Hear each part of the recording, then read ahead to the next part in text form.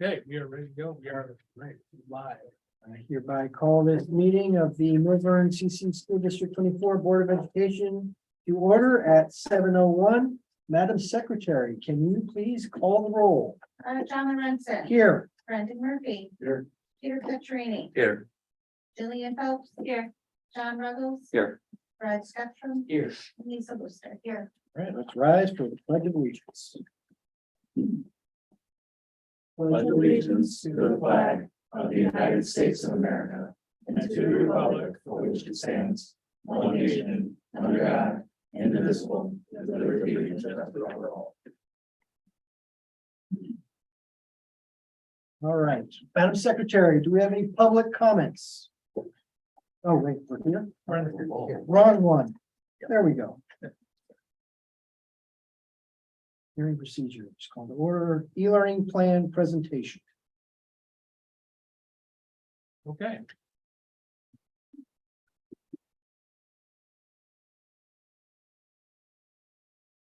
Trying to pull it up.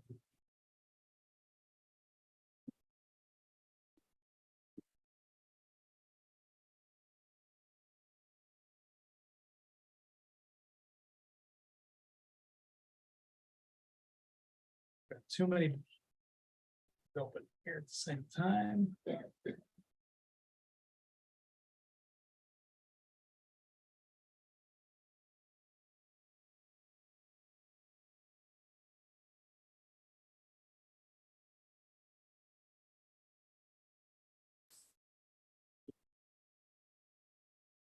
Oh.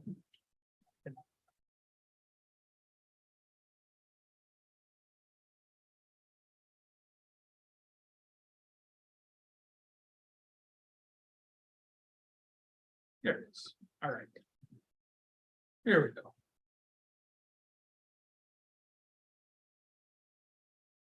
So we have an option as a board, as a school district, to do an e-learning plan in lieu of calling off school for a snow day. So if the board so chooses, we can do that. I just want to be clear that I don't like e-learning very much and don't think it's as valuable as having students in person learning, but it can be valuable when we're looking at extending the school year into the summer as well, if there's an extended time where we're shut down from school. So currently, in order to call a e-learning day, we have to notify parents, or we've said we would notify parents by 1 p.m. the day before. Typically, we don't call school until the morning of or very late at night, the night before. And for better or for worse, I believe that if parents can get to work, that our kids should be able to get to school, and we live in a pretty close proximity, and unless the roads are very dangerous, which they have been in the past, we should try and get our kids to school, and I think they're safer in school in most cases than they are if they have to stay at home alone while their parents go to work. So that's my philosophy in a nutshell on snow days. But if all the other districts around us are closed, we're closing. We would close in that case, so. So what if it's not notified by 1 before the next day? Like, let's say, Then it's a snow day. then it's just. Good And, question. and it could be for just one school, it doesn't have to be for both, like, let's say, heaven forbid a tornado falls on one of the buildings or the heater goes out or something, that it could be for. Those, like, would the heater qualify, or would it just be like weather could. issues? Okay. It could qualify, yep. If there's one school in the district that's closed and one's open, I think it counts as a school day, Okay, even without the e-learning, but we might implement e-learning if it was a couple days in a row just to keep the kids moving and bridge that gap. What would be a potential benefit of doing this? As opposed to just saying e-learn, this is just my one voice as one parent, e-learning doesn't help my children at all. So and it could help others. So what's the benefit of having e-learning for us to adopt? Your personal opinion. My personal opinion is the only benefit is if there was a situation where we would like to use it, it's there and available for us to use it. It doesn't cost us any money. It doesn't cost us any money. Nobody has to run it. It's just a policy that we would be adopting. I guess there's not much downside, is there? That we've never used it before. In the 4 years that we've had it, except when during COVID, of course, that was a total, this is not that.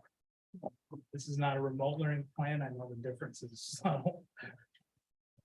Semantics, but, yeah, It doesn't we've hurt, never to- used it as an emergency. but it doesn't hurt to have it, is what you're saying? Yeah. It doesn't hurt that. And I'm just saying, I don't like calling it. It would have to be the exact perfect conditions.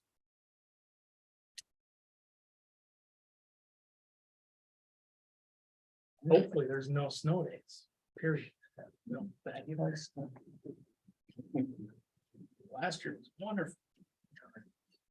More questions? All right. Request for resident presenters concerning the e-learning plan. Do you have any resident presenters concerning the e-learning plan? The secretary? No? All right. I have a question. So it's been a while since I've been in school, but I do remember back in the day, the days that the kids were present in school.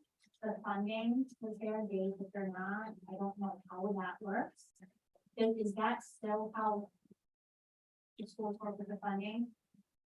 Every day the kids in school, you get X amount of dollars, and when they're not in school, you don't, or is that like how the equation will work? I would say that's out of the equation. There's 180 days or 176 days of student attendance that we have to have minimally, period. So if you were to do the e-learning, that would come with one of those days. Correct. Okay. So we'd have to do the day either way. But with e-learning, it counts and you wouldn't have to make it up then in June. Mhm. Because I believe our last day is May 29th this year, so. Any more questions? Budget presentation. Just went, go past that one. It starts on the second page. There we go. Okay, so, if you recall, back in August, we reviewed the tentative budget. Between then and now, there have just been some very minor updates. We got some additional information, from the state and what our new tier funding would be under evidence-based funding. And also learned of a couple new expenditures. So I went into, the budget and added those additional expenditures and revenues. If you can scroll down a little bit below the second table. Right here. The changes were to primarily funds 10, the education fund, fund 20, the operations and maintenance fund, and fund 40, the transportation fund. So you'll see under fund 10, our overall revenues increased about $4,300. There was a decrease actually to the evidence-based funding revenue. However, additional revenue was identified from EPIC donations as well as some updated projected student activity revenue. And then expenditures increased under Fund 10, about $8,000. That was primarily tied to incorporating the remaining middle school STEM lab supplies budget from EPIC that EPIC gave a few years ago. And then under funds 20 and 40, revenues stayed the same, but expenditures increased for both. Under Fund 20, the additional expenditures are due to the safety audit and some repairs and equipment that the ROE identified during their facilities audit. Under Fund 40, expenditures increased due to some cab services that we require for our students. So those changes were made to the state budget form. And if you scroll down to the next page, you'll see it again, these were not big material changes. Oh, just right above that. Sorry, it's jumping around. Okay, so this top table was something that we reviewed in the August meeting. And then if you scroll down a smidge to the second table, it's pretty much the same. just see a little bit of a bigger deficit in Fund 10 and, in a bigger deficit in the transportation fund.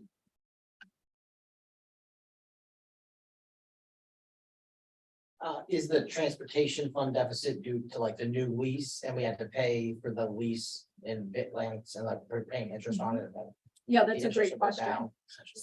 So it's a couple things. So one, there was always that bigger deficit there because of the new lease. And the other, the way the transportation fund works is we get reimbursement from the state that covers a good portion, a majority portion, like I think it's 80% or so of our expenditures, but it comes a year after. So this year we have a higher lease, but we won't realize the reimbursement from the state until next year. The difference between, if we looked at the table above, the transportation deficit 137 and now it's 181. That's due to the additional cab costs that we're anticipating.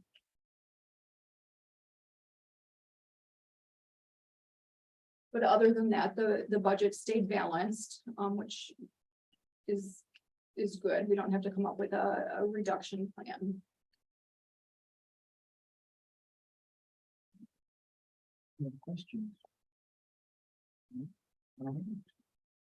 Request my board president for resident presenters concerning FY 2024 budgets. Madam Yeah, Secretary. so I'm Kim, by the way, thank you for allowing us to come to I didn't know it was supposed to be like kind of every month, so. But Yes, if you- please do. If you could go back to that, I just booked the presentation you just had up, and I know there's a lot in there. I just want to make sure I understand this. So on your surplus and your deficit, can you make the second grid bigger? Step over to the right. There you go, right there, and bring it. Yeah, here we go. So if I'm understanding this correctly. So if I were to take the building and grounds, because I know you've got some transfers in, so you got 1.9, almost 2 million. You spent 1.8, you got a surplus of 69 grand, right? For me, exactly. For the line 50, IMFR, you had revenue of 696, but your expenditures was 662. Your expenditure, so you have a 34, so there's no negative. So anything with a negative, your issue deficit that you're short on, and anything with a positive, you're good, right? Even with those, what is the transfer mean on that? The transfer in the second and third rows. There are a couple places where we transfer from Fund 10, which is education, to Fund 30, debt services. Because under debt services, we're only allowed to pay for bigger debt services, essentially. We can put that money into Fund 10 and transfer it to Fund 30. Okay, so simply it's just transfers within. Yep. within the funds, yeah. Okay. That's why they match up exactly. But that's due, this is the good news for taxpayers.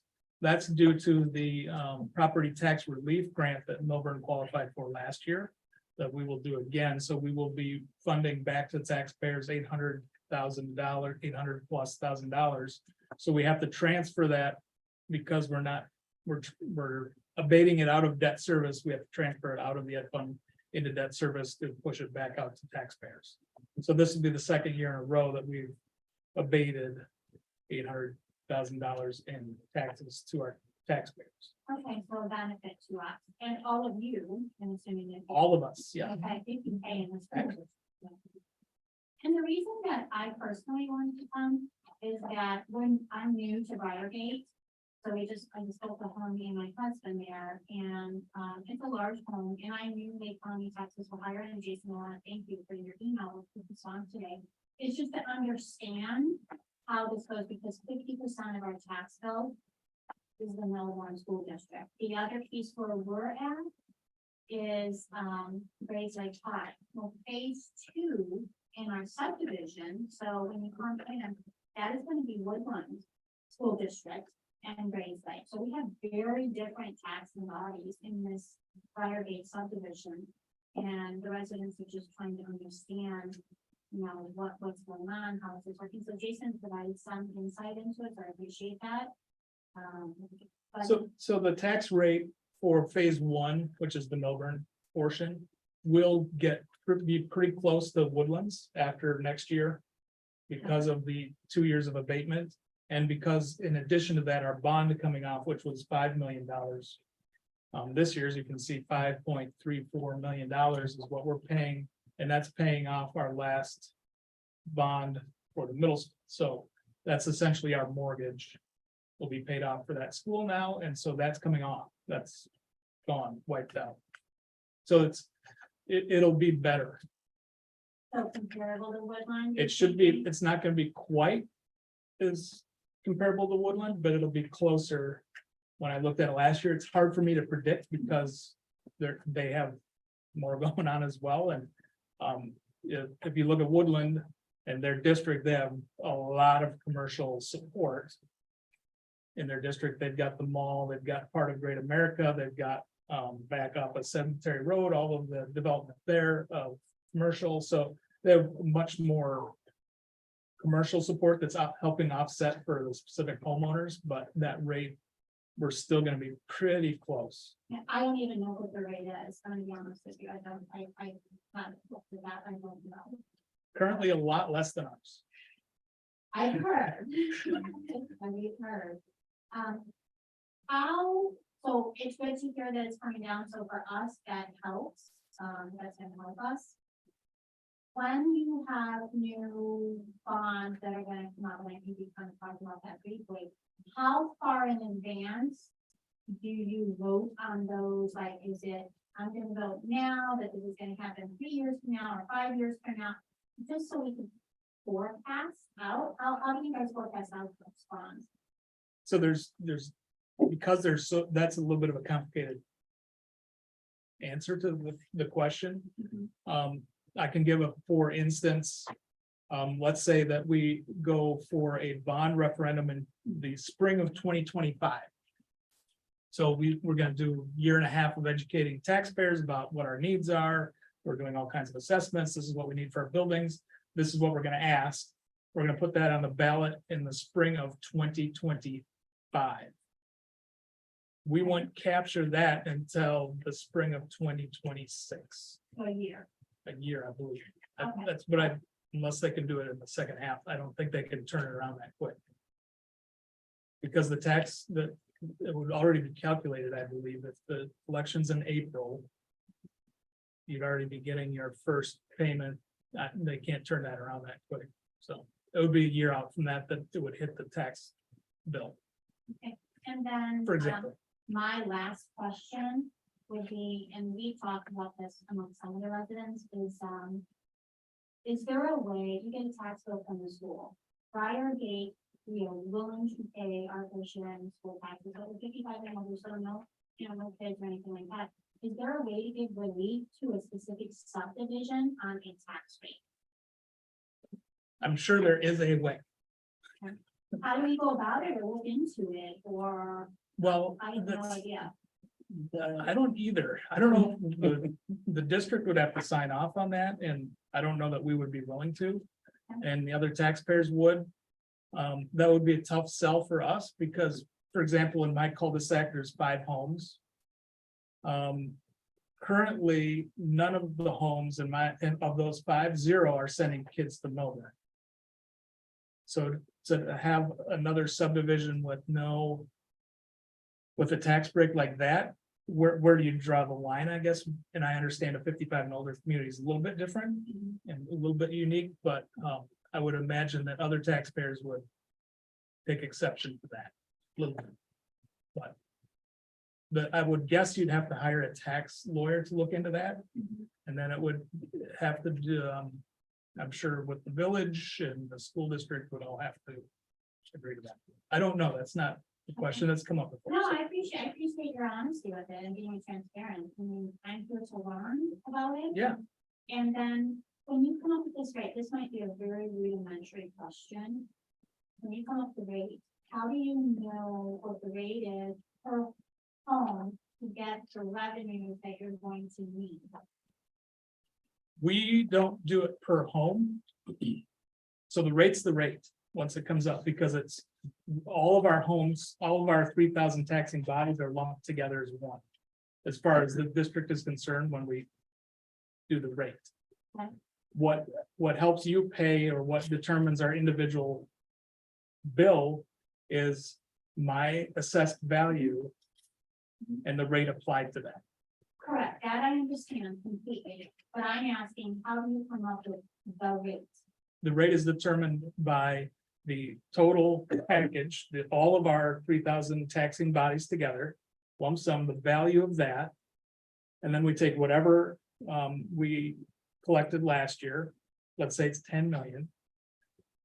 And you take that times, because the inflation is greater than 5%, we're capped at 5%. We can't take any more than 5% of that lump sum that we got last year. So we get 10 million plus 5%. And then you go backwards into that rate of whatever that rate is to collect that 10 million on whatever the EAV is for that year. Okay, Is he answering a question for you? Because I have the same question you do, and I didn't get the answer that I think you're looking for. right. If we need $10 million, do we say, okay, there's 300 homes in Lindenhurst, so we are that all value a total amount. We need this 10 million and we divide it by the total amount of the value of the homes, and that's our rate. How do we, let's say the rate's, what is the rate? For 6 us? something. 6. How do we come up with that 6? We need 10 million divided by that 6. Where did that other bigger number come from? Did we take, there's 3,000 homes, the assessed value is all this. So we need to come up with a rate to get that 10 million. Follow what I'm saying? I think so. That's exactly where I'm going, like, do you take a median, so forget one house Or is median. valued more than another, and average median, homeowner value, and then interest for Millburn is X. Do you then say, we have 300 homes, we need to get this, so then you divide that, I'm making it very rudimentary. You divide that and say, this is how much we need, and that determines the tax rate. Is exactly. what Yes, it- except it's even more simple than that. It take all the value together and do that. The So there's assessed no values median, there's no averaging. You take the actual value of all the homes, of all the property. of all the property. Okay, That's all together. And last year, let's say we had 200 million, that came up to $200 million. And we collected $10 million on that 200 million. So our tax rate was whatever that Mhm. comes out to be. 6. To get the $10 million. Mhm. So it's then this year, now we have our values went up because the market's gone up. So now that value is gone up, let's say 10%. So now we have $220 million in EAV, but we can only collect, we're not collecting that 10%. We're only collecting 5. So we take that 10 million, 5 million. This is what the district needs is 10.5 million this year. And you divide it out to get the rate, and that rate is applied to everybody. For new property, that's where it gets a little bit tricky because new property is not in that original, it's outside of that. And whatever that tax rate is, then and what you purchase your home for, when you buy it, new property gets zinged pretty good. For a minute until it all levels out eventually. And that was exactly my question, because I figured you had to take an assessed value of all the homes somewhere along the line, but I didn't realize that you guys were using actuals versus a median average. I didn't even. And I didn't know that. No, it's actual. So we just got last week. The estimate from the county. So in order to do our levy, we have to have an idea, but they're not gonna know exactly what our exact amount is until after January 1st. And then they calculate their actual EAV after that. But we have to determine what the levy is by December 23rd-ish, something like that. So like I was saying, in November, we have 2 meetings where we'll talk about the levy. And then December, we approve the levy. We have to have an idea, we have to guess, and that's why we balloon levy. So we can only collect 5% more than last year. But we're gonna ask for 7 because we don't know what the new property is, and we wanna make sure that. Because we have to ask based on our rate. we want to make sure we capture that money. Yeah, you answered my question. You're taking actual assessed value of all the homes that fall within the Millburn School District. To divide it on the money you need. Yep. This is right, regardless of how much your assessment comes in at, but you know our assessments.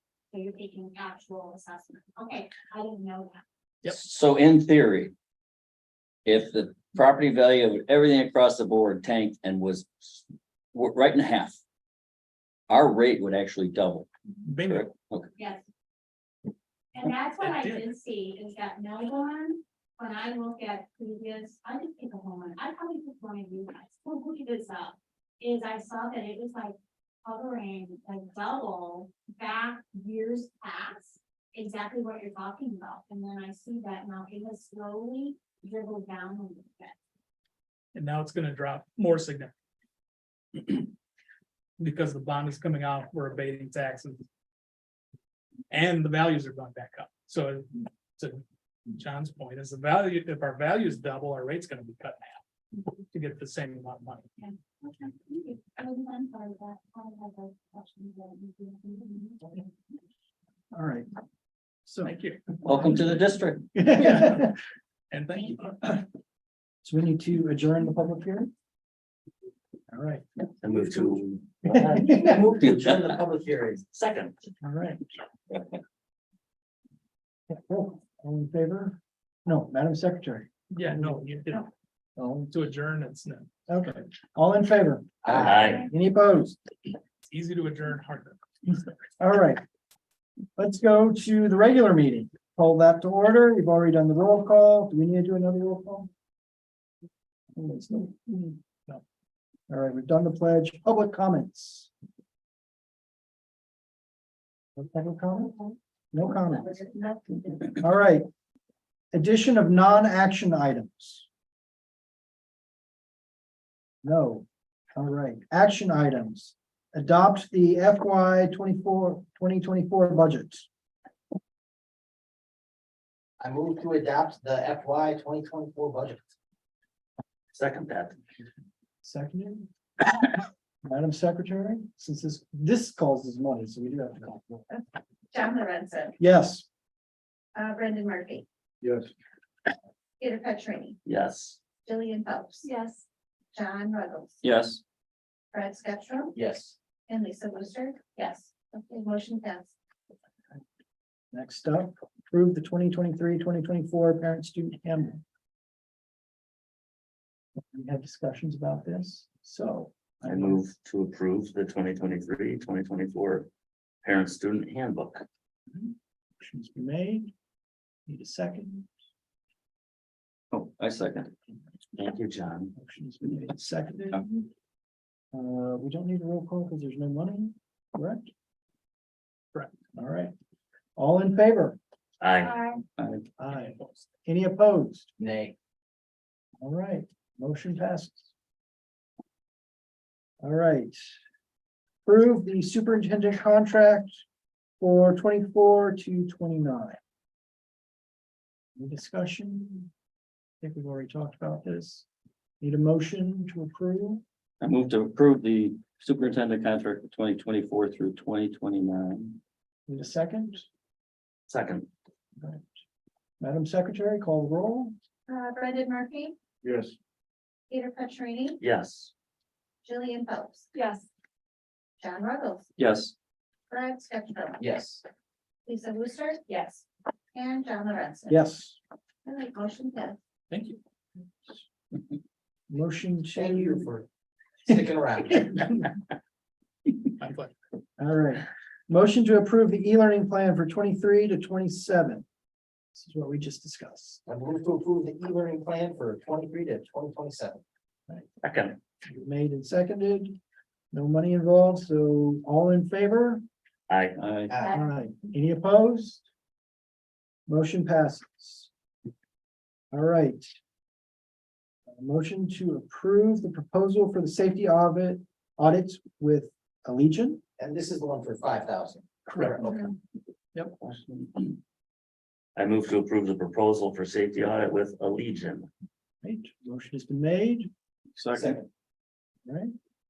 John with the second, Madam Secretary. Okay, Jillian Phelps, Yes. John Ruggles, Yes. Brian Steptoe, Yes. Lisa Booster. Yes. John Lorenzen, Yes. Brandon Murphy, Yes. and Peter Petrini. Yes. Motion passed. Approve the district superintendent goals. Can we discuss this a little more? I don't know.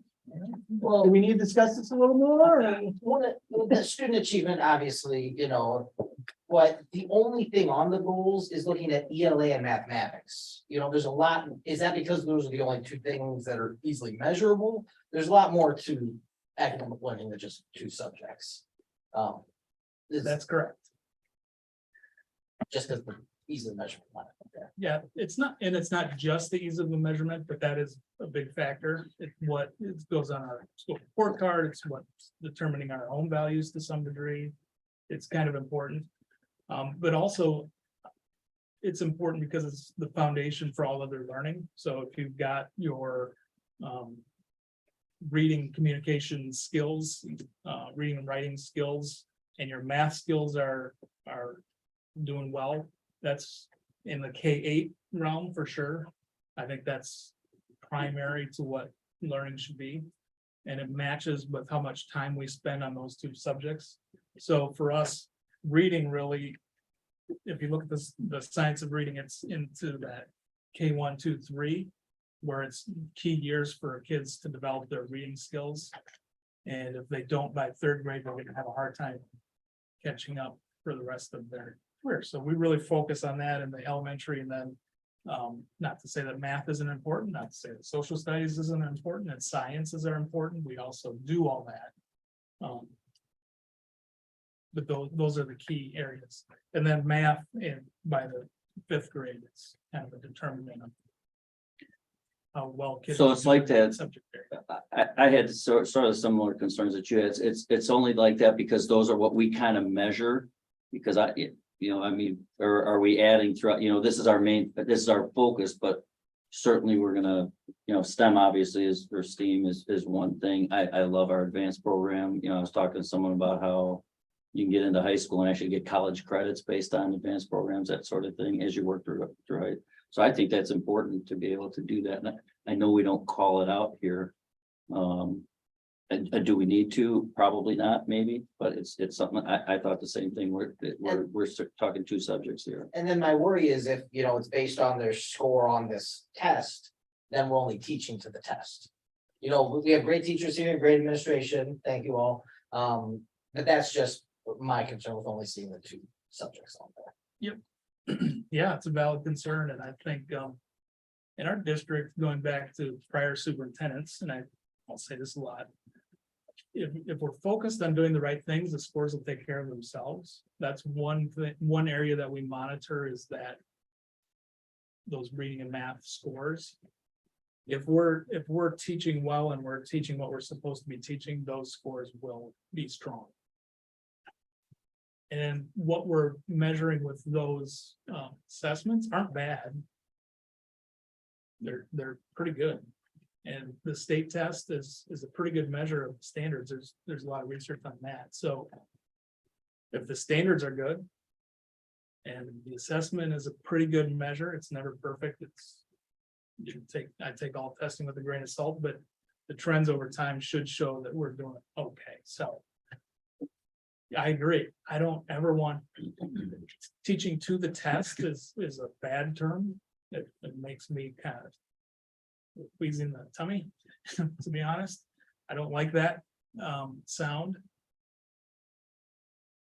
Because we want well-rounded kids. I mean, we want PE and we want health and we want social emotional learning. We want all of this learning. We want music. We want art. All of it is part of the school experience. So yeah, we don't want to over focus on it, but at the same time, it is pretty important. I think another way to look at it is without these two, none of the other things are going to be possible. So if we say, okay, let's just jump into science, but you can't do the math, or you can't read the problem. That's just a different way to look at it. So they hammer these very, very early to get everybody ramped up and then ready to kind of take on the more challenging aspects of those as eighth grade comes, freshman year and all that. That's how I see it. And it's a progression. I think it's, you know, as they're getting basic skills when they're younger to be able to apply them more and more. So by the time you get to third grade, you should be reading to learn versus learning to read is the phrase that's used a lot. So it's all important.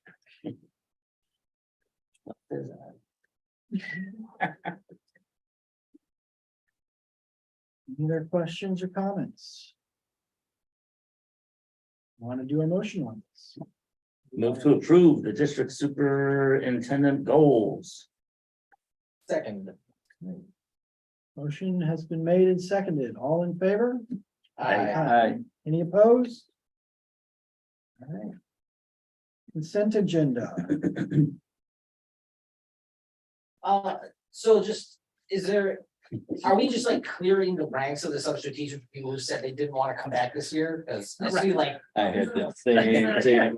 What just happened? Did we just, everybody just take off? So what happens every year at the end of the school year, 9-month employees are given something called a letter of reasonable assurance, basically saying you have a job next year. And typically every summer, a number of substitutes may decide not to come back for various reasons. And so I actually personally went through this list before this meeting because I knew this question was going to come up, and without calling out names or looking at, you know, these different roles, people left for different reasons. Finding so a couple of these subs were actually nurses, finding a long-term nursing position or moving on to something different.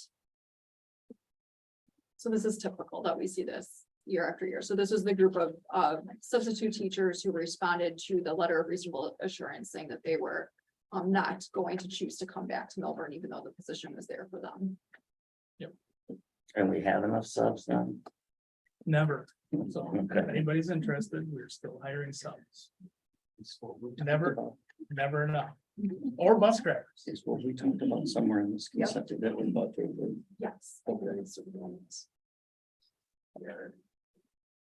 I had a few questions on our payables, just for my Yeah. own edification. Yep. Just so you know, we're obviously high level, we're not getting down approving stuff, that's what Jason Yeah. hires people to do whatever, but Carly has very nicely said, anytime you have any questions on those, feel free to call her. Just thought I'd pass that along to the rest of the board. There's some things on there that I had no idea we do. And had no idea how much our insurance costs. That's insane. So follow my lead, and Carly would be happy to talk with you about it. Anytime. All right. So all questions answered. I need a motion on consent agenda. Move to approve the consent agenda. Made. second. All right. Madam Secretary, would you call the roll, please? Brent Scottrell, Yes. Lisa Booster. Yep. John Lorenzen, Yes. Brendan Murphy, Yes. Peter Petrini, Yes. Jillian Phelps. Yes. And John Reynolds. Yes, Motion carried. All right, information discussion, school improvement plans. I think we have the table behind us, ready to go. Who's going first?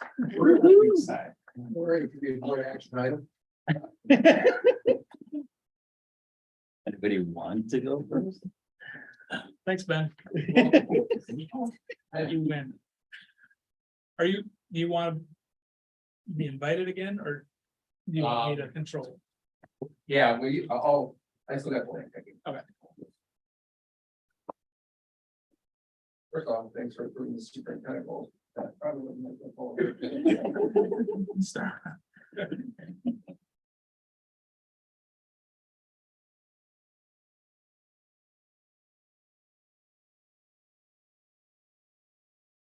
Make me focus.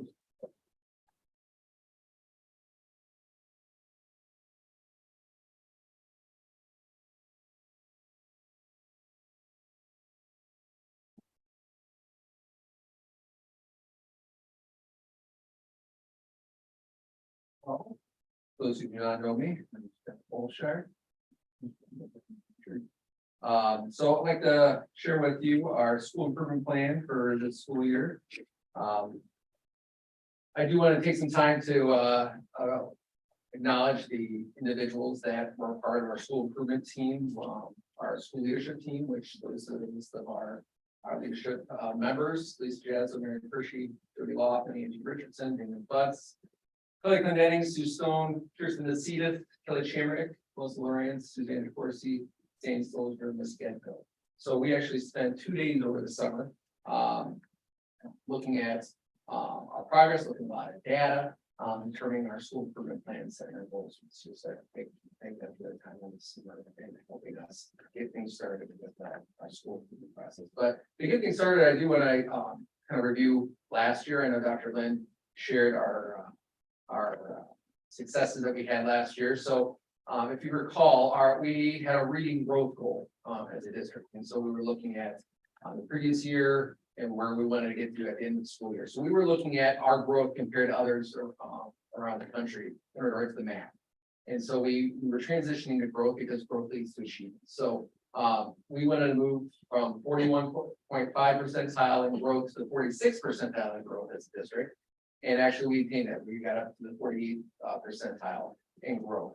And we even broke that down further for Millburn Elementary. So we took out the Millburn Elementary students, looked at where they were the previous year. And actually, as an elementary, we went from 42.8 to 60.8% in growth. So we saw that in reading. Our math, as a district, we were going from 52 to 55 percentile. And as a district, we actually got up to the 66 percentile in growth.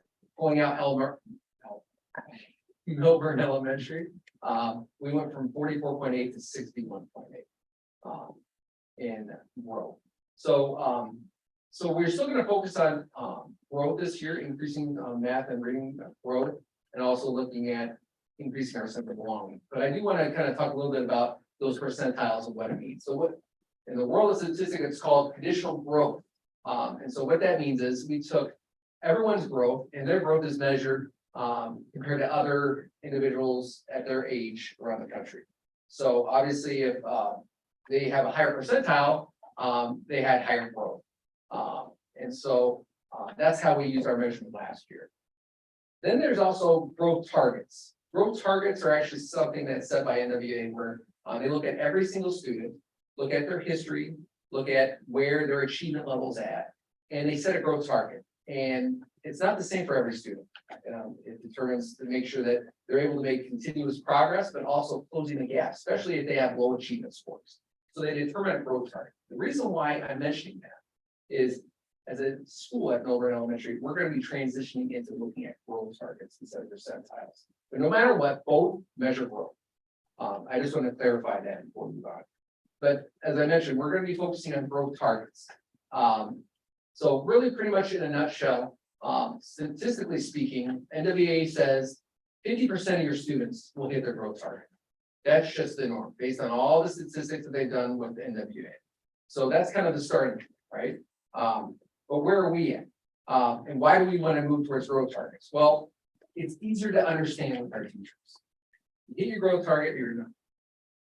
When you look at percentiles, it's a little confusing. And I know that we spend a lot of time with our teachers trying to make sure they understand, but they understood growth targets.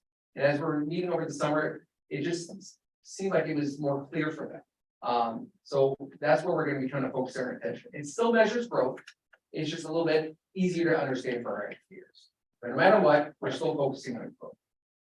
So how is that determined? So I know you can't necessarily see this, but in NWA, when students take their fall assessment, they do determine a projected growth target. As I mentioned, it's individualized. It's based on their historical history, basing on their achievement, so they can close gaps if they need to. And so they set that target for them. Then in the spring, we take it again, and pretty much do they hit their growth target? Some do, some don't, but NWA says 50% of your students will hit their growth target. That's just what statistics will tell you. Now, even though you can't see this, I didn't necessarily highlight it on this screen, but in the far right column, it actually shows the percentile growth. And so what you may not be able to see, I wish I could enlarge it, is that students that hit their growth target actually have a higher percentile. So it's still keeping that rigor there, that we still want to push for high growth. But it's still kind of, it's not to say it's one and the same, but as you can see, all the students on that example that have yeses, they hit their growth target, they have a higher percentile in growth. So it still factors in for that. Can I just mention too, that those are not our students on there? Those are not, this is an example I took from their website, they had some dummy accounts and things like that. So this is just an example of how they were showing our students. But that's still pretty good, because in this example, 81% of the kids hit their growth target. Which I think that's a big goal for us.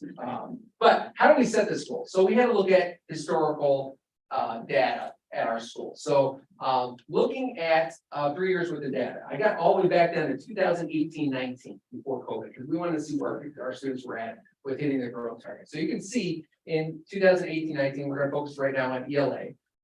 As a school, our average was 55.4% of our students were hitting their growth target. That was a year that we, at that point, our kindergartners did not do math testing during that year. We actually didn't start until the 1920 school year. So there's no data on kindergarten, but that's where first through fifth grade we're at.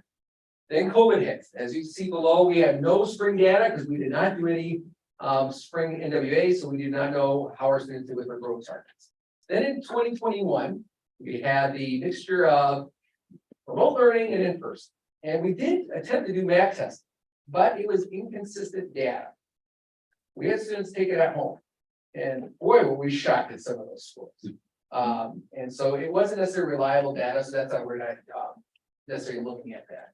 So now it comes to the 21-22 school year. And so we're at 53.3% of our students hit their growth target. And then last year, 56% of our students hit their growth target. So that's kind of where we were able to see, like, where's our history at? Help us determine then what our goal is. So as a team, after looking at that and knowing that we were committed on focusing on our growth targets, we made a goal of, we want to get to 57% of our students hitting the growth target. It may not seem rigorous at this point, but we wanted to see knowing that we're transitioning to growth targets. Let's see if we keep on pushing that more and more.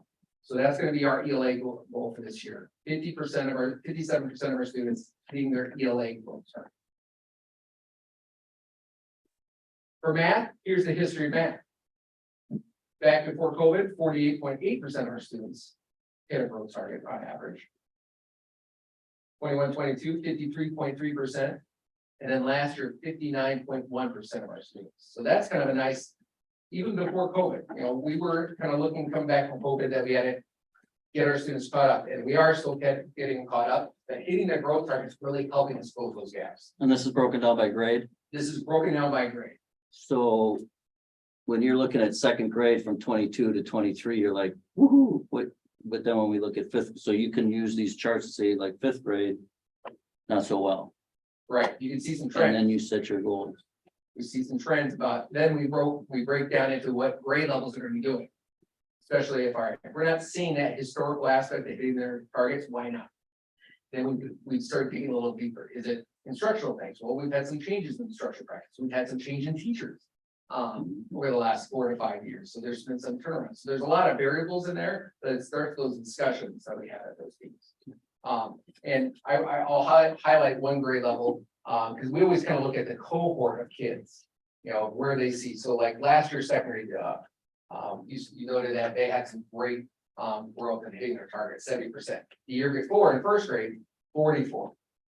And so that was a group that we're really targeting with closing gaps, because we saw a lot of lower achievement out of that growth. Right. So we spent a lot of time last year supporting those students, and that's the reason why you see that height. So you saw how that went down from the previous year down, so you focused on it to get it back. Yeah, especially with that cohort, you know, we put a lot of support into that. And so we also identify kind of where our needs are at, and that's where we kind of maneuver our support throughout the book. So knowing that that's our historical history with math, we set a target for 60% of our students to hit their math growth target this year. So we're still in that upward trend. And as I mentioned, 50% is the national average. But here at Millburn, we strive to move that bell curve. So this visual is supposed to kind of show you like this is how we're pushing ourselves moving forward. We want to be better than the average. We want it to keep growing and growing 60%, 57%. I think we can grow higher. we were just amazed at the amount of work we did last year, and we saw results from it. And we want to keep that trend going forward. There's still gonna be some things that we continue to have in place that's only gonna help that. So how do we get there? You are aware that we moved to standard-based grading last year, really focusing on skills instead of traditional grading and putting percentages in there. We're focusing on learning and documenting that. And last year, we started creating common formative assessments. These are gonna be ways that we start. Yeah, it's an assessment, but it's also reflecting on what do we need to do to respond to students. It's not meant for end of the unit assessment, but we're actually doing this throughout the unit of instruction so that we can start adjusting, making decisions. How do we respond? If kids know it, then what do we need to do for enrichment? If they don't, what structures do we need to put in place for that? So reviewing common formative assessments, standards-based grading is obviously taken off, and that's really helped. And this is all centered around professional learning communities. This is something that we began as a district over the last 3 years with really looking at key questions of what we want students to know. How are we gonna do it? What are we gonna do if they don't know it? What are we gonna do if they do know it? Those are the 4 key questions that surround professional learning communities. And we really embrace that.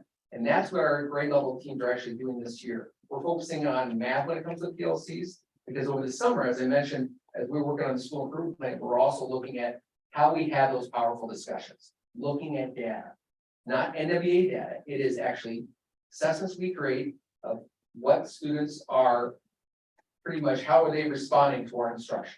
That's what those common formative assessments decide, reflective of how we're teaching the kids. We're going to be targeting additional support for identified students. You're going to be hearing maybe in a presentation later on in the school year, MTSS. That stands for multi-tiered systems and supports. Right. How we identify kids, what levels of service they need. They may need a high frequency of everyday support. Some of them may just need a little bit of support. So that might be what we consider a tier 2, but that's what the MTSS model looks like, is identifying students and what levels of support they need. Math data, they're setting those growth targets. We can dig deeper into that data to see our strengths and where do we need to focus our attention on. So we're going to be looking at our math data once we complete our math testing here. Actually, we'll go closest tomorrow. So monitoring our progress through assessments. But one of the things I can tell you that we've been talking about in our leadership team is clarifying expectations for our teachers. For example, we've been talking about our reading and we really, how do we track our reading throughout the year? We're not going to just wait for math testing in spring, winter, and fall, but how do we continuously monitor this? We use ORLA, which is our leveling system we use for all of our students.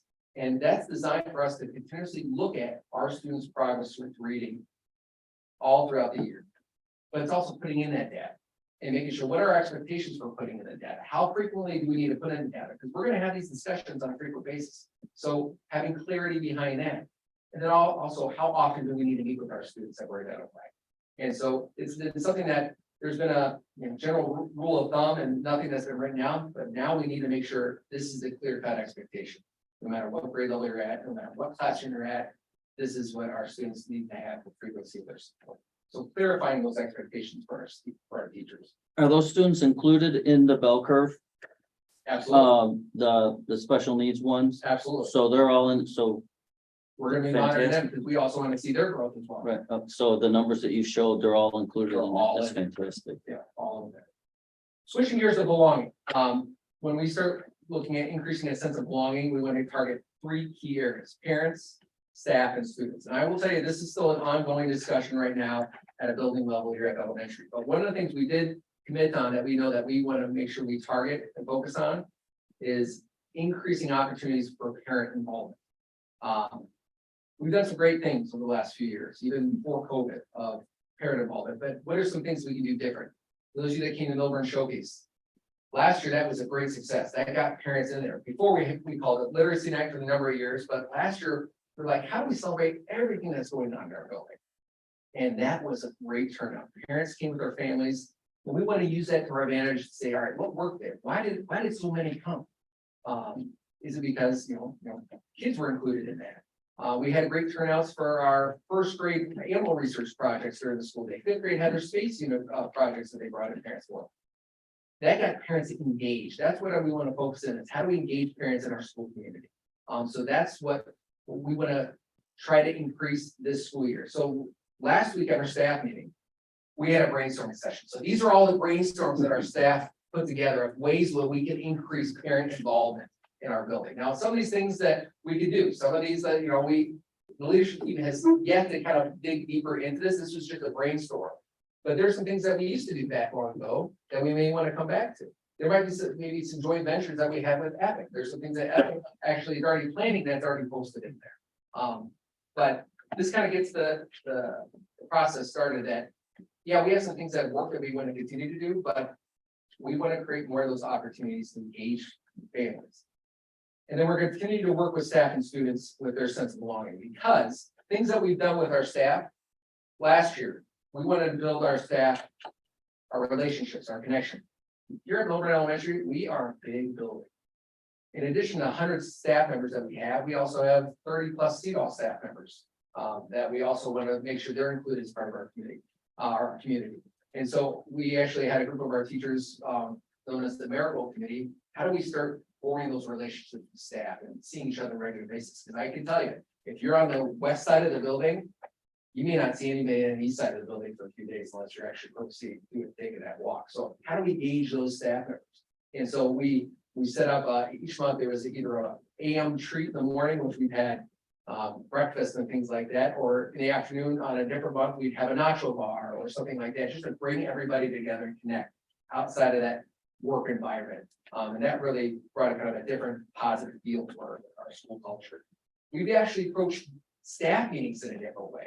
Instead of just me standing up there, that's what I'm doing right now, unfortunately, of just giving you one-way information, we're starting to engage staff members that there's a different way I can send you information. It doesn't have to be gathering in the cafeteria once a month and you just sit there. But as an example, we had that brainstorming session. That's everyone engaged in that discussion. And that's what we're trying to get them in more involved in our staff meetings. And so we transitioned that last year, and actually we're going to continue that this year. With students, that looking at that positive culture. Now, you've heard about Millburn News. That's been a great success. And that was one of the positive things that came out of COVID. Is something that we started. Actually, I want to give credit to Mr. Gore, our former music teacher, who got that ball rolling with having that news segment on a weekly basis. This year, we're getting more kids involved in creating that aspect. And so that's always been a nice spot that we want to continue. If you've seen the newsletters, we were increasing after school enrichment opportunities for our students. In fact, one of the probably side effects from that is, and we've kind of learned our lesson, with that increase also came the organization of things. And one of the pieces of feedback we got from parents is that I wish I would have known what all of them were before I signed up. Because now kids are seeing like, I signed up for this, but then I just heard about that. So we've learned a lesson. Let's gather that information first, send it out saying, all right, here's gonna be our spring programs you can choose from. Because if they sign up, now we're dealing with, oh, I want to drop that, I want to do this one, because they were aware that we were going to start that, because these are starting to come about. So we're increasing those after school enrichment opportunities. Restorative circles, we had that embedded in our daily routine, SEL time. Having those discussions, feeling comfortable to share within your classroom. We have what we call little C questions, which might be, you know, your favorite color, what's your favorite show, what's your favorite food, the big C's. And I don't know that we just had a classroom had a big C discussion on Friday about inclusion. How do we feel that we belong? And making sure that, you know, that no matter what differences that we have, where we're coming from, we're all part of this community. And so people, you know, the students in the classroom really were opening up. Some were still a little bit hesitant, and that's okay. But being open up to shared feelings is what those big C circles are really trying to do. That's going to help form those relationships in this connection so that we had that stronger sense of belonging within the school. And then I added one more this year with our PA system. We added morning music to the kids coming in. If you haven't been here in the mornings, we have music playing, and it's actually a different vibe, not just for students, but for staff. And it's just like, you know, they get them, I don't know how to say it, they're in a better attitude, but it's just a different vibe. And I'm not gonna say it's because of the power of music, but it really, it does help, you know, you get to see a little bit of different energy. That's what you really want to start the school year or the school day with that positive energy. I think I'm gonna 5 minutes back. Pretty good. Thank you. Yeah. Any questions? I have one. It's one on the spot. It's just totally personal. I'm always nervous that our students are behind because of COVID. do you think we've caught up or we're close to catching up? I know we're ahead of a lot of the other communities. And do we always think about that? I always feel my kids are behind now and I need this sense of, I'm gonna give you mine, Dr. Lou might have his views and things like that. A year ago, I would have said, absolutely, we are. But after the success we saw last year, we're either there or we're right back to where we were before. Just based on what I see with that. Seeing the growth, achievement levels, probably not there quite yet. You know, Dr. Lynn's very good with the, you know, our historical history of the NWA. And we, this is where you go into the statistics and you go ahead and chime in because you're just way too much. Is that, you know, he's looking at that standard deviation, one standard deviation, and we were like on that higher end on average. We're not quite there yet, but that's why we want to focus in on growth because that's going to help us get there. Quicker. But quicker. I've got a quick, two quick questions. The common formatives, is that going to be a K through 8 K thing? through, right now, K Or through 5. wherever it starts? Yeah, because as we've developed a professional learning community continuum for our district. And so we acknowledge that, you know, different grade levels might be on, you know, different paths, because one of the very first things is on this continuum is you gotta form that strong relationship with your team. You gotta trust your team. I can tell you right now, our 4th grade, we had 2 new team members out of that one, and that's been always a new person every year. So sometimes it's like the backstepping, but we're also putting that foundation for any new member that comes in. That's great. So I can tell you that a lot of teams, they might be on stage 5 of our PLC journey, some are on stage 6. You know, it's kind of where we're at. And we know that our goal is by year 5, so we got 2 years before we had expected everyone to be at the end of the PLC journey, that we have it established in every grade level Q3. That's awesome. But the common form assessment is, I think it's about stage 4 or 5, and that's where we spent a lot of last year working on with the ROE, is creating those for both ELA and math. But we're starting those discussions, looking at that, starting with math this year. Great. Be open, because you have to be vulnerable, be like, all right, why is it my kids didn't do well with this common form assessment, but your class did? Sharing ideas, how did you approach that? You have to feel more vulnerable to be able to change it. At what point in the year do you play the Imperial March for the music? Ooh, you know, I've been asking for those. You got it roll. It's got. Although I like it, it just seems like it's a Debbie Downer. But for sure, probably done during the holidays. Thanks, Don. Cantina band, that's a pretty good. That would be pretty fun. That's a happy. no. Any other questions? All right, feel free to email me or anything like that. If you guys think of anything up, thanks. thank you. Thank you. All Dr. Lynn's transitioning presentation, sorry. Grab a handout, it wouldn't be school without a handout. This is just a summary. This is just a summary. Summary of the middle school presentation that you're gonna see briefly.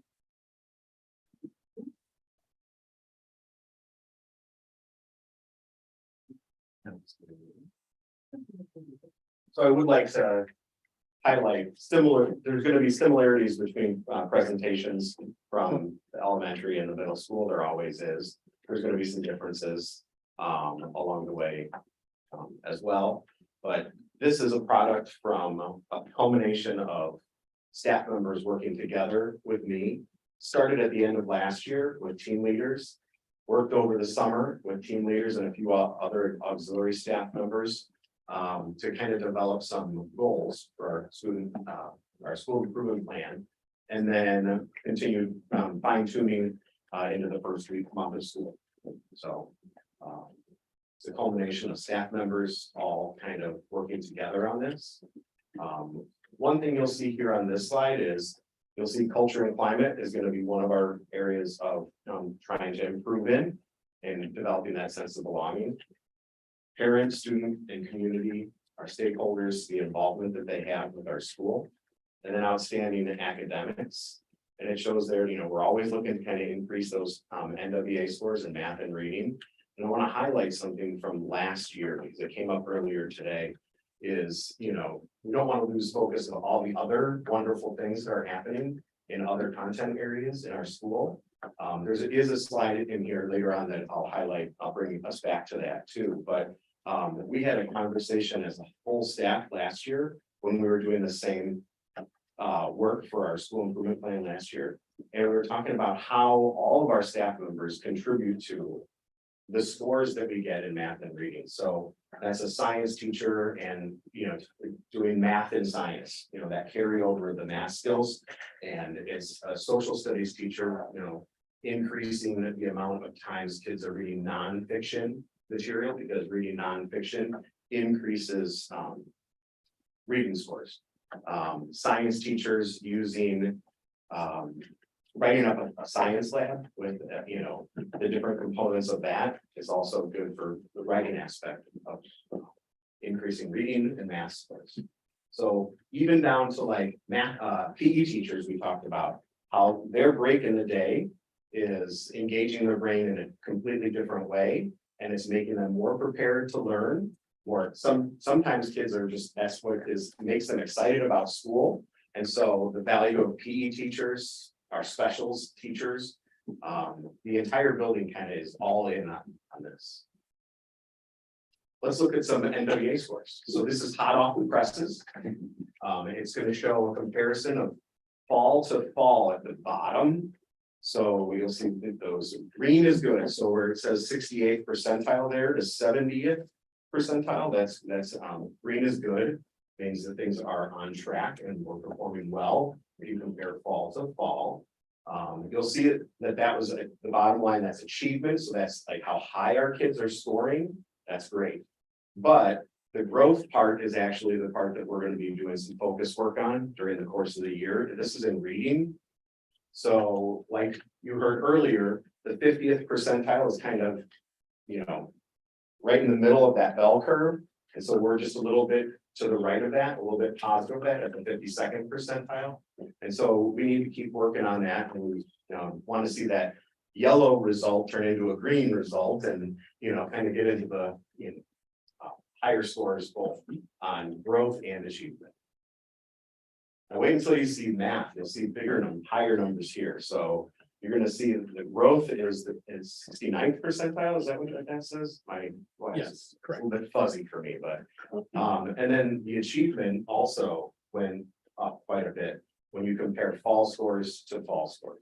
Now we can look at both of these and pinpoint grade levels too. So we can see which grade levels performed better than others. And we're going to try and capture some of those strategies that are, working out well, and we're going to bring it into the grade levels that might need a little boost. Okay, so that's just summarizing some of our test data. So if we look at culture and climate and our sense of belonging, there's strategies that are bulleted points in there, and you have that copy in front of you. So I'm just going to kind of go through each of these strategies that are listed in there. There's a slide, and so we're just going to kind of scroll through those, and I'll talk briefly about each slide. So communication, we emphasize this with our families during parent night at the start of the school year. We made this flyer and we handed it out to every family that came to our school just to showcase the different ways that they can get information from our school. We want people to feel connected. So there's a district website, there's the newsletter that goes home, there's Schoology, there's emails, and then there's morning announcements. And we even took the morning announcements and we linked it into our Cougar Catch, our Friday newsletter. So we really are trying to, promote everything and kind of give parents like, what is the best venue for you to get your information from? So we handed this out to every family that came through. We have handouts in our office as well. The artwork at the top there was from a project from our art teacher that has an enrichment class, and the students made this mural in our in our gym hall. We had a guest speaker come and speak to all of our students about respect and stereotypes. What you see here is not necessarily for you to read. I know it's small print, but this is captured from one of the newsletters that I sent out explaining that to our parents about the guest speaker and what the purpose was and what that guest speaker shared with our students. It was about inclusion versus exclusion. It was about being careful about how you use your language to make sure that you're not being offensive. This was something that we also did during parent night. We connected with our community, 3 of our local venue restaurants, promoted them at our parent night, and then those 3 restaurants gave back to all of the families that came out for parent night. This was like a coupon we gave them at the end of the night. And then they were able to go to any one of those places for a free or a discounted purchase. So conferences are coming up in November, and we're trying to kind of bolster that as a family event. That was something coming from the thought exchange that Dr. Lynn did earlier, kind of emphasizing that families want to do more event things where it's not like just parents or a parent and 1 kid or something like that. You heard Mr. Walshire explaining that about the elementary building as well. So we're definitely gonna have the book fair going. We're encouraging siblings to attend. And we're gonna look to add a few more things to make it more of a family event. So we've got a little time for some planning, so that's what we're looking at. That's one of our things that we're working on still. Restorative practices and social emotional learning. So this is that mental health side of things. I think that came up in one of the board meetings the last time about just kind of like making sure we're not forgetting about the importance of that. Every morning, 10 minutes of our day is spent.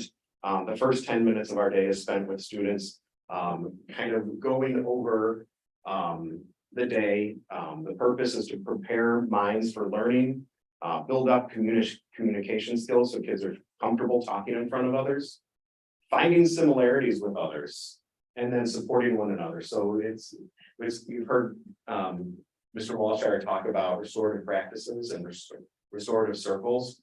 These are what we would call our little C circles. So they're short. We also have a 30-minute one that we do every Wednesday. And it's a little bit broader and a little bit deeper and a little bit of a bigger topic. So that's one of our efforts in social emotional learning. What would an example of a big C be? A big C, it would have everybody in a circle in the classroom. There would be a clear expectation or norms about how we behave during that time. About, and when it's our turn to share, we share just enough. We don't monopolize the time. We're careful about what we say and how we say it. And then the questions would be, there might be 3 or 4 questions that you try to go around in the circle. And it might be teasing out information about time management and talking about the skills that others have used for time management. And it's a way that somebody might say, well, I do this at home, and then that might pique the interest of another student as an idea learning from a peer. But there's lots of avenues for this. So this one, Cougar Connection, so totally copied from Millburn Elementary. You heard the Miracle Committee earlier. That's a group of teachers at the elementary building that were promoting connection within the building. And it was just something like Ben had said, if you're on the east side or the west side, you might not see each other. The same thing is true at the middle school. It's a little bit more of a confined, it's not such a big, broad building, but there's definitely you can get stuck in your space and not see people. So it was brought to my attention, and I'm not going to point anybody out, but sometimes like secretaries in the office, they get emails from the other building and they say, hey, we should be doing this. And so we did. This was one of the things that came out of our summer planning. We decided to call it the Cougar Connection. We didn't want to name it after another Marigold's flower, right? Yeah. Okay. So we didn't want, so Cougar Connection is what we did. And the secretaries took the first month of September and they hosted a breakfast in the cafeteria. I already saw that 8th grade has October and they're planning a trick or treat event. So it's a good way to kind of, get people connected again outside of their hallway. Student recognition assemblies. We have, 6th, 7th, and 8th grade all together in the gym. We do this quarterly. We share referral information with the students so that they see that we're doing something with that information. We share the ACKs. So 6th grade can see how many ACKs they've earned. 7th grade can see, 8th grade can see. That's also good awareness for our staff. If 6th grade has 10,000 ACKs and another grade has 2,000 ACKs, and there's more behaviors in that grade and less behaviors in the other grade, there's a correlation there perhaps. So we do look at that information as well. Student recognition, we have student citizen of the month that we recognize. And we also recognize our seasonal athletic teams and clubs. And then we do some fun activities with all of our students at the end of this assembly. It's a celebration, the kids really enjoy it. There's usually, games that are usually relay based or something like that, where the kids are enjoying it and having fun. Classroom management, we worked on this as well in the summer. We wanted to equip our staff with some consistent methods from class to class about re-engaging students and making sure that classroom management and the student behavior is on target. So we equipped all of our teachers with this flyer, and it is posted in their room where it is clear as far as how to help re-engage students when they might be off task. So then if we switch gears from the climate and culture side and the belonging to the outstanding academics, these are the targeted bullet strategies that we're trying for. So the first one is that monitoring of data, spreadsheet, plug information in. We are tracking how kids are progressing. So you've heard that acronym MTFS used earlier. This is where students that are struggling with math or reading, they're getting some extra help, and we're progress monitoring along the way to make sure that their progress is going up. And so this is just an artifact from that. Professional learning communities. So we have, there's grade level team time where the sixth grade teachers work together, but they're also departmental. So we have like a social studies teacher in sixth grade. So we're trying to find time for that one social studies teacher in sixth grade to meet with the seventh and eighth grade social studies teacher from the other grades. And so we're doing that during our early dismissal times. We are, using that time to meet as departments. And then we have some teachers that are what we would call like a singleton. There's only one Spanish teacher, for example. So we might encourage that Spanish teacher to connect with another middle school that has a Spanish teacher and use that time to go and observe. That's just an example. So we have enrichment activities for each grade at the middle school. I'm sorry that the print didn't turn out real good on this.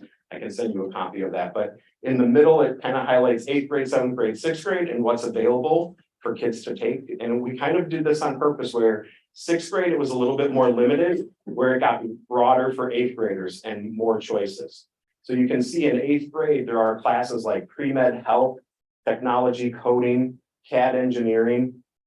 And then in the bottom in the light blue band, all of our grades have access to day band, choir, theater, drama, symphonic band, jazz band.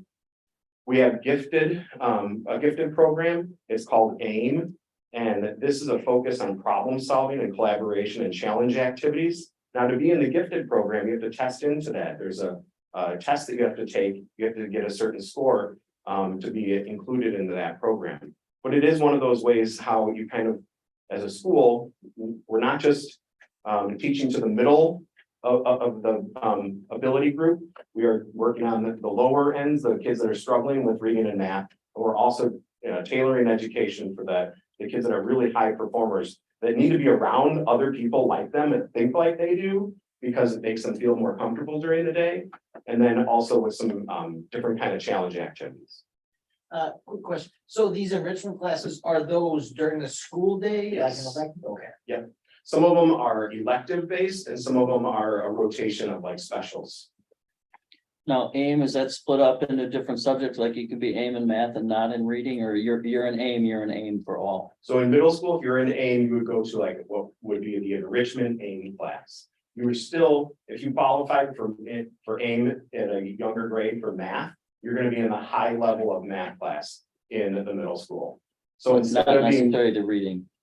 not necessarily the So reading, you can correct? be in So for one and not right. for another. right. And so interestingly, the model at the middle school for AIM is more of that enrichment class that they go to. They're going to go into a high level math, but for ELA, they're going to be in a group of, say, if there's like 20 kids in the AIM cluster, there might be 5 in one ELA class, 5 in another ELA class, and 5 in another ELA class. Because if you don't do that, they're gonna be in math class together, ELA class together, and science and social studies together. And they need variety, and their peers need variety too. I see a lot of people shaking their head like they get that. And then at the bottom, oh, sorry, we also just had athletics, and there's no cut options for athletics. And there are seasonal athletics, and then there's multi-grade athletics too. New at the middle school is an instructional coach. So the elementary has had 2 instructional coaches. And they've been able to do a lot with that staffing. So a student coach, an instructional coach, these would be the kind of things that they would be working on with our staff. This is a slide from our instructional coach at the middle school that shared this with our staff just to kind of show what their purpose is and what they're there for. They're there to help instruction improve and students grow. So it's kind of like looking at what the outcome is, looking at the standards, and then trying to help with the methods to get to that point.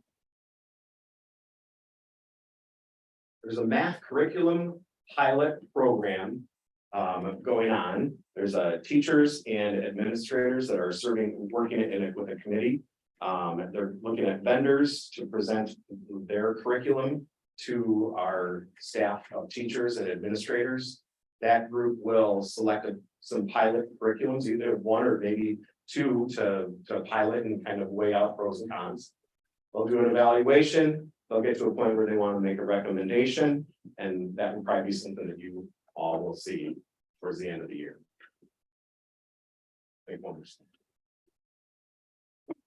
So you might remember in that one of the first slides that the growth of the reading scores was the one that was in the yellow. So this is where we're going to be looking at trying to put some strategies in place to improve that. Teachers and admin collaborating together to create a literacy plan. And that literacy plan is going to target the skills and the strategies to address the standards, increase engagement, and the end evaluation. One of the great things is our new assistant principal at the middle school. Formerly was a department chair of English at a high school, as well as an interventionist at the high school. So she comes with a lot of skills from that setting that will carry over into our middle school very well. Pairing that up with the instructional coach and our great ELA teachers, we're going to be able to do some really good things here. And that's it. I don't have a thank you question slide. So thank you. Questions? Nobody has a. I have a question, and it kind of goes towards both of you. Both of you talked about events like the book fair. Like, would it be possible, like, are you guys thinking of having the book fair simultaneously? Or, you know, an event where the book fair is 1 week at the middle school and the next week it's at the elementary school. That way it kind of expands and you can get interaction from both, you know, elementary and middle school parent, you know, and they can kind of cross We over. were recently talking about it, but I know that when it comes to book fair, here at the elementary, Epic really helps us kind of keep the volunteers running, because it's a week long. Right. Event, so we have to make sure we have volunteers working on it. At middle school, I think. This thing actually, She media staff, media center staff. but it may not be as long, but it'd be something for us to talk about. Yeah. We haven't just. Oh, not just the book fair, but things like that to have, you know, longer events that draw more people that are similar. That way there's crossover.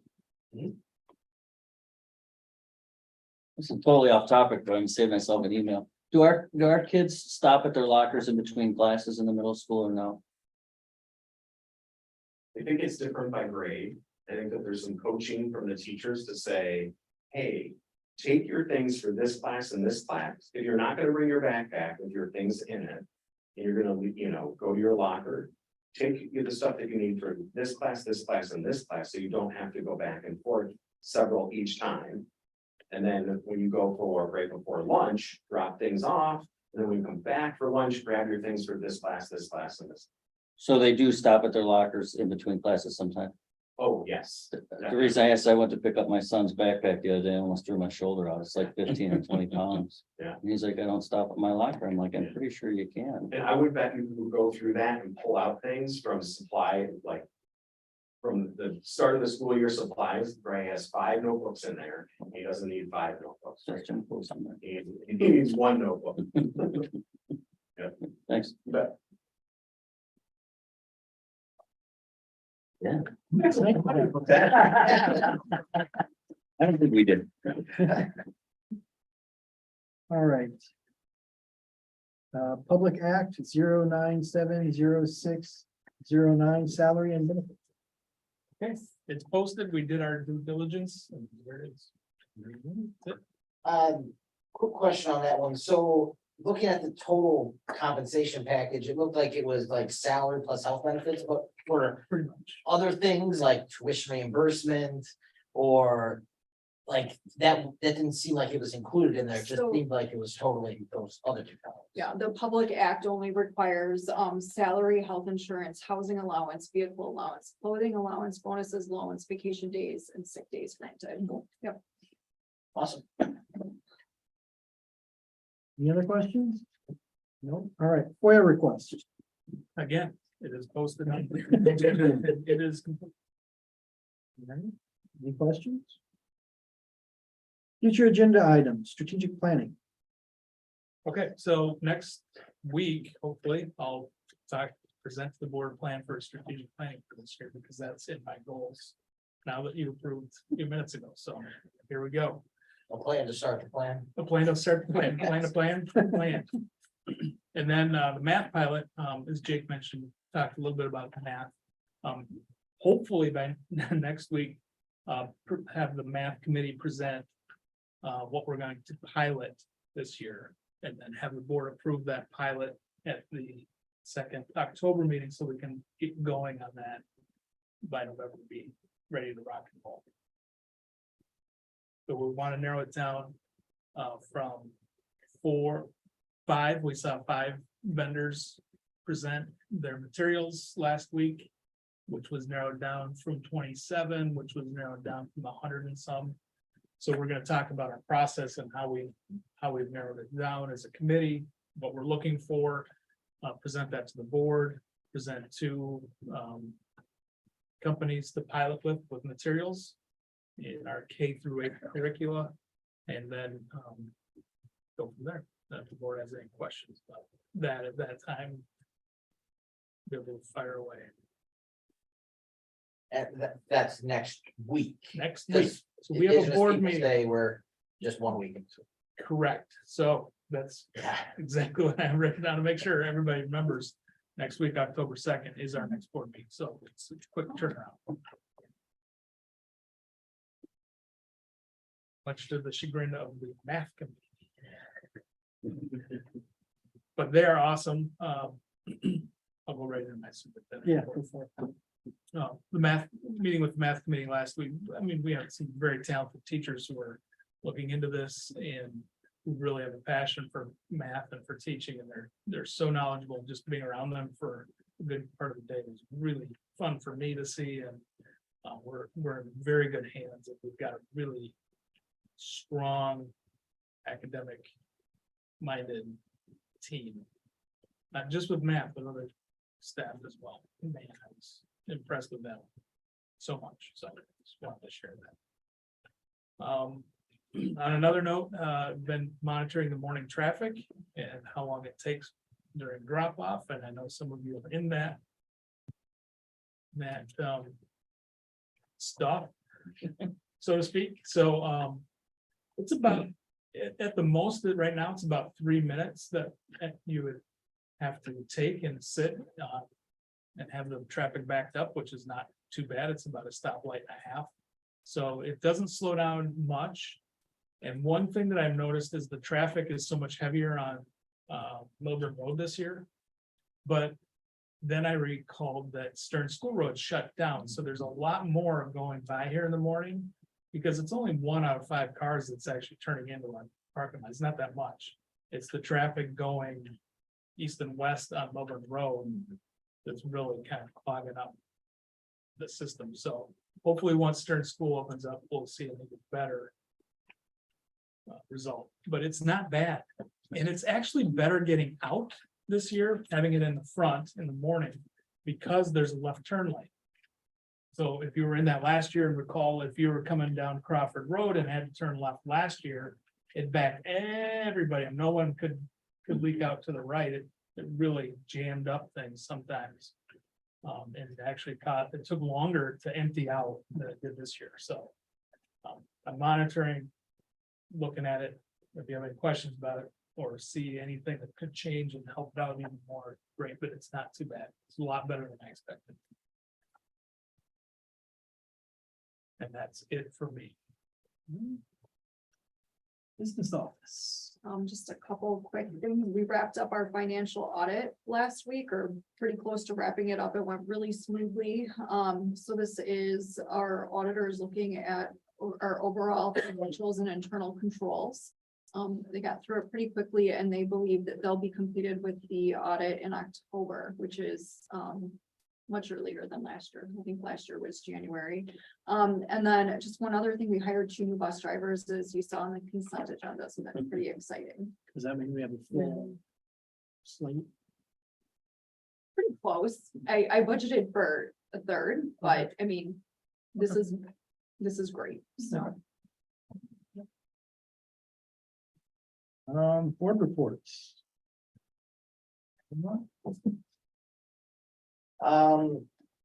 With my family, I attended the Lakeville Fire Department open house. My wife is wearing a Millburn shirt.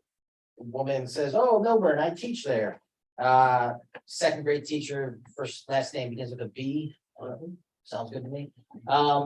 She just knew I was a parent and say I was on the board. I asked her how she liked working here. She says she likes it, so that's good.